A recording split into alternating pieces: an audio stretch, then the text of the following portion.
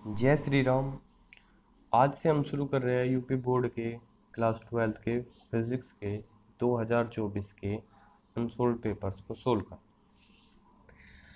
तो इस पहला ही सेट है, सेट का नाम 340 FS और इसका पहला क्वेश्चन है कि ई गतिज ऊर्जा के एक कण की लुईस दे ब्रोगली तरंगदैर्घ्य होती है, इनमें से कौन सी होगी।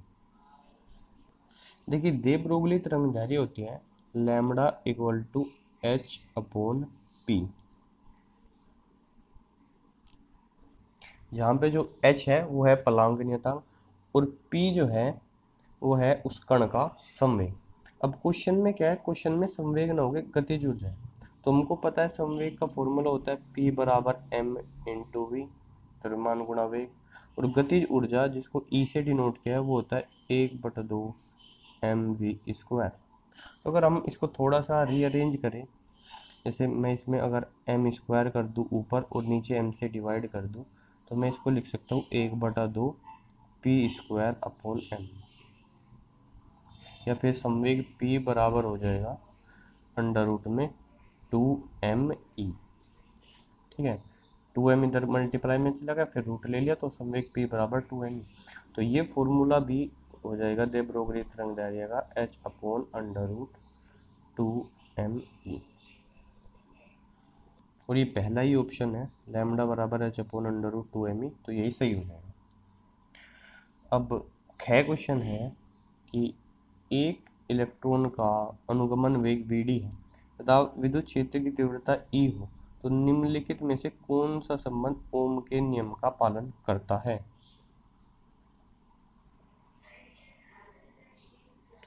तो देखिए, vd जो होता है अनुगमन वेग, उसका फॉर्मूला होता है vd बराबर माइनस के ई और टो एवरेज बटे m, जहाँ पर E जो है इलेक्ट्रॉन का आवेश है, ये विद्युत क्षेत्र है, ये जो है औसत क्रांतिकाल है और ये नीचे इलेक्ट्रॉन का द्रव्यमान। तो हम यहाँ से देख सकते हैं क्लियरली जो Vd जो है वो अनुक्रमानुपाती है E विद्युत क्षेत्र के। जैसे जैसे विद्युत क्षेत्र बढ़ेगा वैसे वैसे अनुगमन वेग भी बढ़ेगा।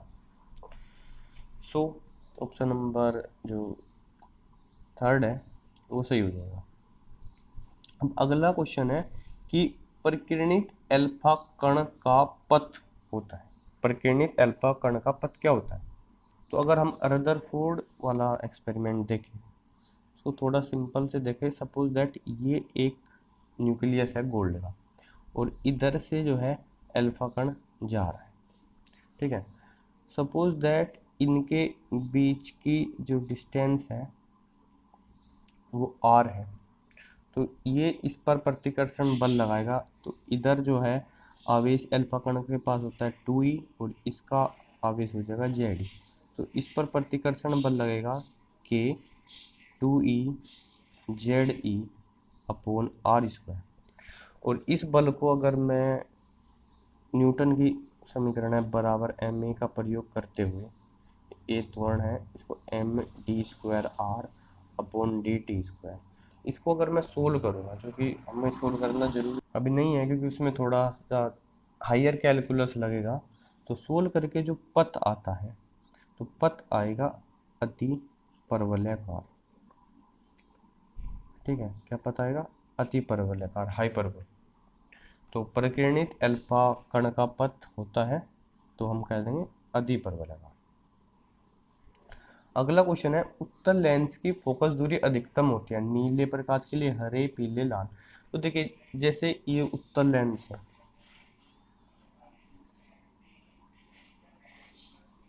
और इधर से कोई प्रकाश किरण आएगी, तो वो जितनी ज़्यादा विचलित हो जाएगी उतनी ही फोकस दूरी कम होगी, और वो जितनी कम विचलित हो सकेगी उतनी ही फोकस दूरी ज़्यादा होगी।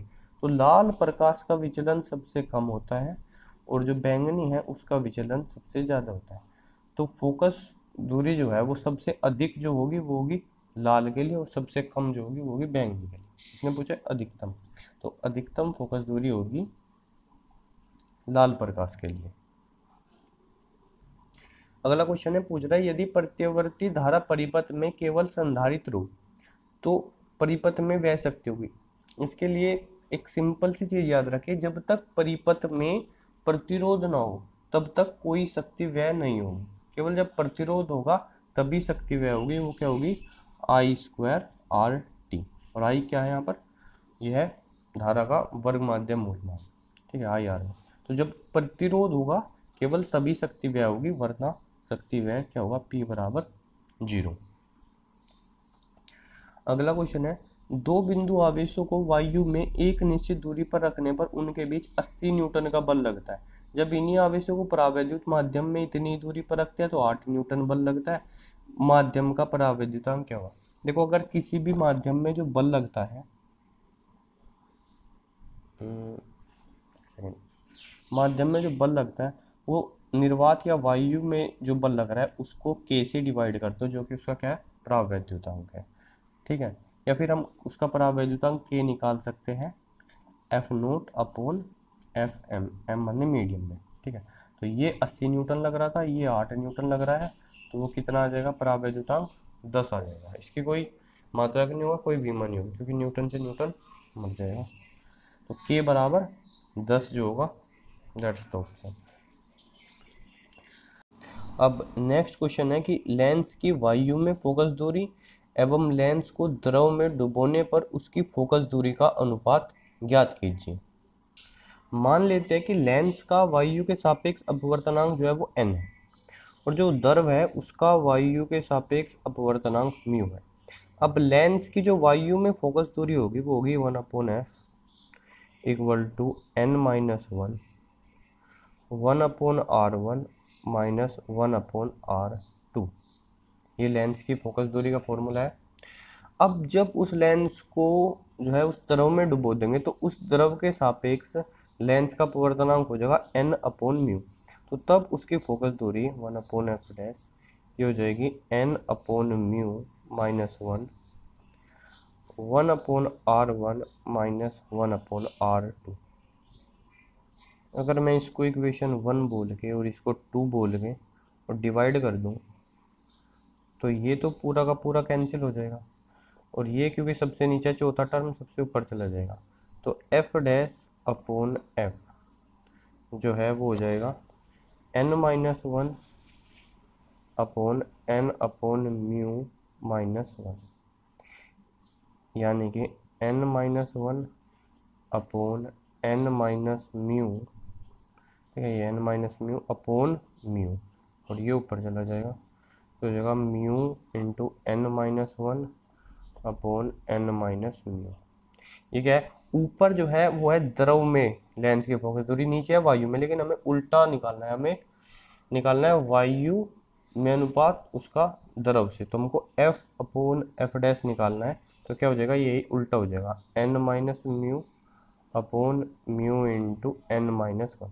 तो जब तक मेरे पास n की और μ की कोई पर्टिकुलर वैल्यू नहीं है तो तब तक ये एक्सप्रेशन से काम चलाना पड़ेगा, कोई संख्यात्मक मान हम नहीं दे सकते।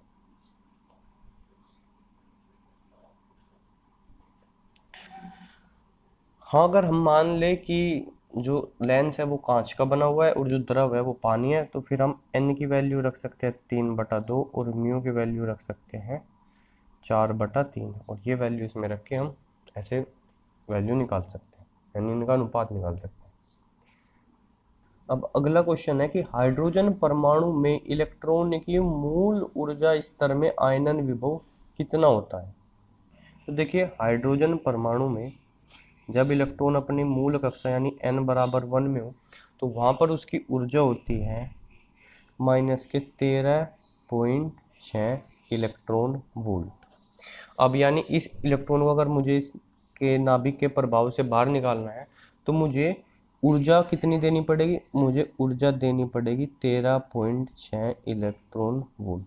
तो मुझे विभवांतर कितना लगाना पड़ेगा? विभवांतर लगाना पड़ेगा 13.6 वोल्ट का, ठीक है। तो ये होगा मूल ऊर्जा स्तर में इसका आयनन विभव 13.6 वोल्ट होता है। बहुत खत्म। अब अगला क्वेश्चन है कि विद्युत चालकता की परिभाषा एवं विमीय सूत्र लिखे। तो देखिए विद्युत चालकता जो है, विद्युत चालकता होती है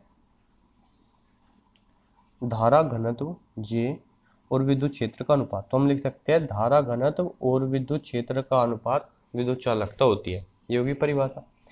अब लिखनी है इसकी विमा। तो देखो हमें पता है J बराबर होता है I बटा A। I यानी धारा, इसकी विमा हो जाएगी एम्पियर A, और एरिया, यह A क्या है, यह एरिया यानी क्षेत्रफल, और ये होता है मीटर स्क्वायर, यानी ये हो जाएगा L स्क्वायर।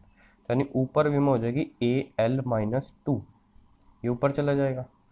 और विद्युत क्षेत्र E होता है E बराबर F बटा Q, और न्यूटन बल की विमा होती है ML-T-2, और कूलम यानी आवेश Q बराबर IT यूज कर सकते हैं हम, Q बराबर IT, धारा की विमा A, समय की T, तो ये हो जाएगी AT।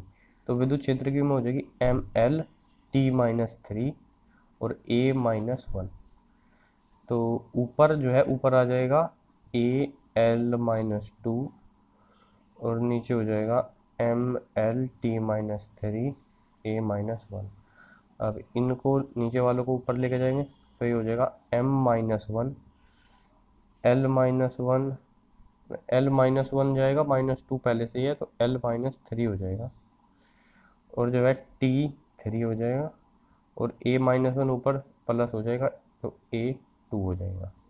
ये हो जाएगी इसकी विमा, किसकी, विद्युत चालकता की, विद्युत चालकता। अब या इसका फॉर्मूले का यूज करके मात्रक खुद निकाल के देखो, चालकता का मात्रक क्या होगा। जो भी होगा उसको महू बोलेंगे, महू, या फिर साइमन भी बोलते हैं, साइमन।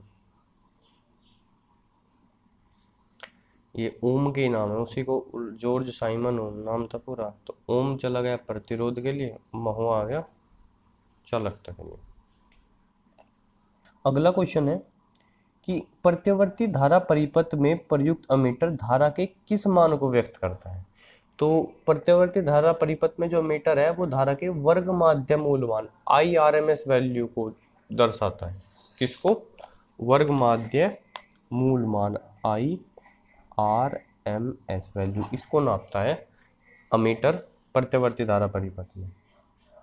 फिर अगला क्वेश्चन है कि होल पर कितना आवेश होता है। तो देखिए होल जो है, वो होल होता है इलेक्ट्रॉन की कमी, इलेक्ट्रॉन वहाँ पर है नहीं, तो इलेक्ट्रॉन का ही जो आवेश है उसी को पॉजिटिव करके होल का आवेश मान लिया जाता है, यानी प्लस का 1.6 × 10⁻⁻⁹ कूलम होल का आवेश। और PN संधि डायोड का परिपथ संकेत बनाइए। तो अगर आपने अभी तक इस चैप्टर को नहीं देखा है तो ऐसा कुछ होता है PN संधि डायोड, ये P क्षेत्र और ये N क्षेत्र, PN संधि डायोड। वैसे पता होना चाहिए हर किसी को कैसा होता है, ये कोई बड़ी बात तो नहीं। अच्छा अगला है, रेडियो तरंगे एवं सूक्ष्म तरंगे में किसकी आवृत्ति अधिक होती है। तो देखो आवृत्ति के बढ़ते क्रम में अगर इनको लिखा जाए तो देखिए आवृत्ति यानी फ्रीक्वेंसी इस दिशा में अगर इंक्रीज हो रही है तो सबसे कम होती है रेडियो वेव्स की, रेडियो तरंगे। इनसे ज़्यादा होती है सूक्ष्म तरंगे यानी माइक्रोवेव्स, उससे ज़्यादा इंफ्रारेड यानी कि अवरक्त तरंगे, इनसे ज़्यादा विजिबल लाइट जिनसे हमें सब कुछ दिखाई देता है, उससे ज़्यादा अल्ट्रावायलेट, उससे ज़्यादा एक्सरे, और उससे ज़्यादा गामा रे या कोस्मिक रे।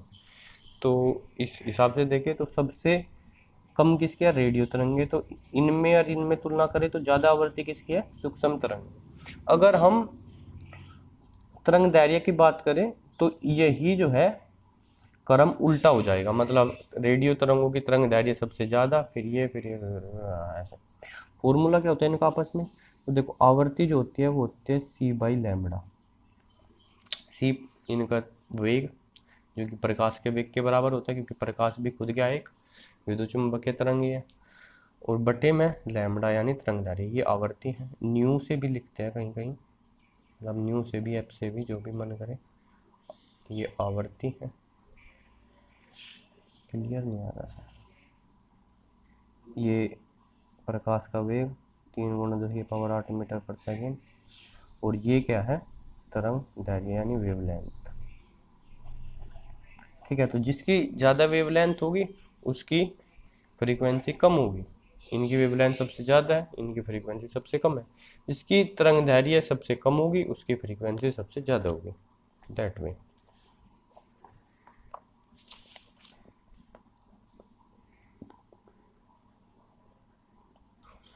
अब अगला है कि नाभिक की द्रव्यमान क्षति एवं बंधन ऊर्जा को परिभाषित कीजिए।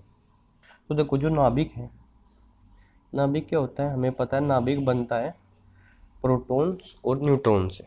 उसके अंदर क्या होंगे, प्रोटॉन्स होंगे और न्यूट्रॉन्स होंगे। न्यूट्रॉन पे कोई आवेश नहीं होता। ये होता है हमारा नाभिक। इनको मिला के बोलते हैं न्यूक्लियॉन्स। न्यूट्रॉन्स, प्रोटॉन, मतलब नाभिक क्या है, न्यूक्लियस, और नाभिक के अंदर रहने वाले क्या है, न्यूक्लियॉन्स।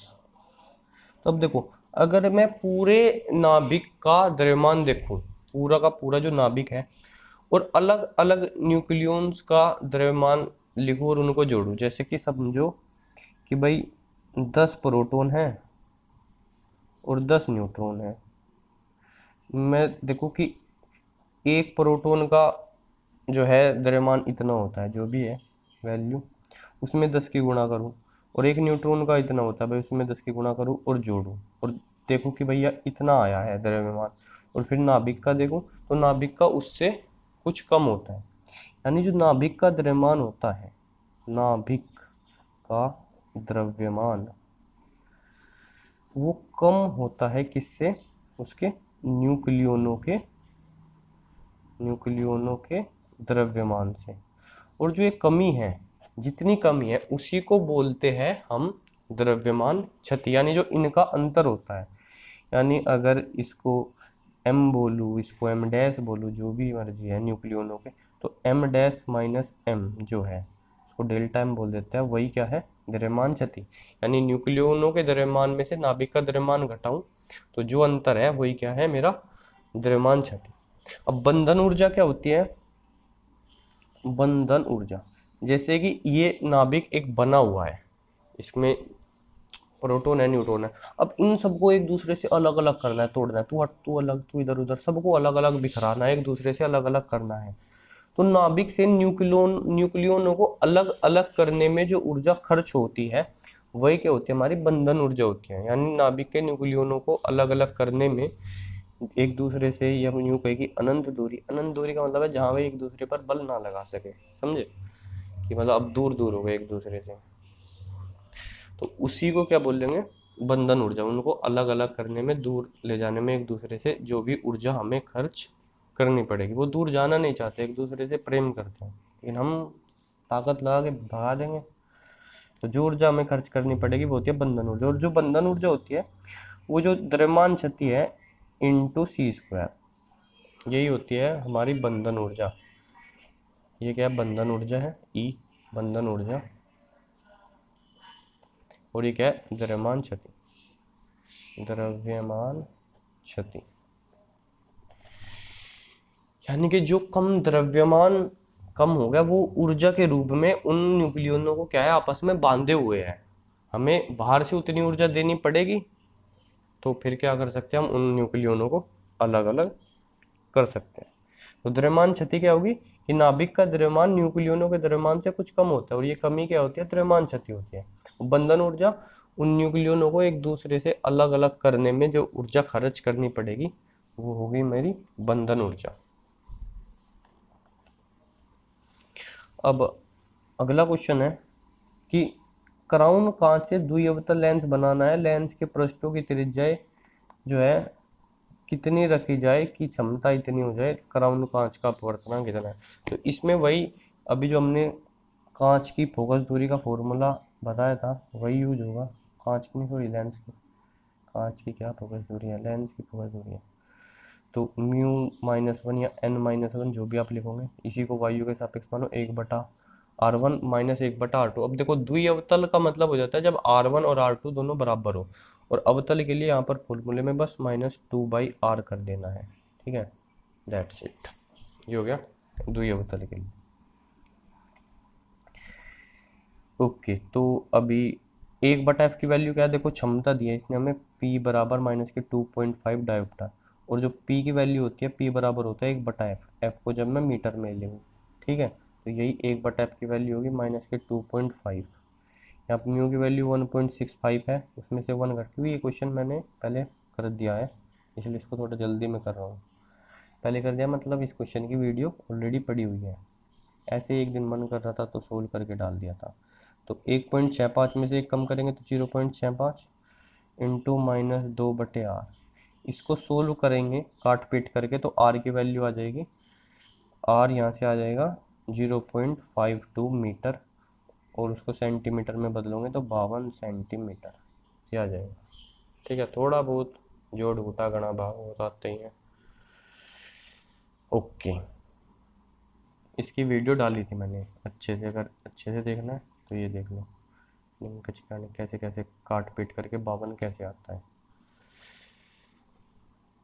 अच्छा, तो आज की वीडियो में यहीं तक रख लेते हैं, अगली वीडियो में 3 के गए यहाँ से स्टार्ट करेंगे, तब तक हमें दीजिए आज्ञा, जय श्री राम।